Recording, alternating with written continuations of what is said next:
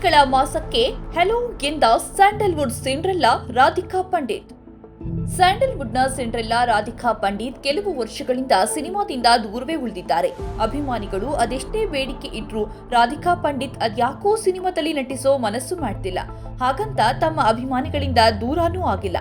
ಸದಾ ಅವರೊಂದಿಗೆ ಸಂಪರ್ಕದಲ್ಲಿ ಇರುವ ಪ್ರಯತ್ನ ಮಾಡ್ತಾಲೇ ಇರ್ತಾರೆ. ರಾಧಿಕಾ ಪಂಡಿತ್ ಸಿನಿಮಾದಿಂದ ದೂರ ಉಳಿದಿದ್ರೂ ಸಹ ಅವರಿಗೆ ಇರೋ ಕ್ರೇಜ್ ಕಮ್ಮಿ ಆಗಿಲ್ಲ. ಸಿನಿಮಾಕ್ಕೆ ಮತ್ತೆ ಕಮ್ಬ್ಯಾಕ್ ಮಾಡೋದನ್ನ ಅವರ ಫ್ಯಾನ್ಸ್ ಎದುರು ನೋಡ್ತಾಲೇ ಇದ್ದಾರೆ. ಆದ್ರೆ ಯಾಕೋ ಇನ್ನೂ ಯಾವುದೇ ಹೊಸ ಸಿನಿಮಾಗೆ ಗ್ರೀನ್ ಸಿಗ್ನಲ್ ಕೊಟ್ಟಿಲ್ಲ.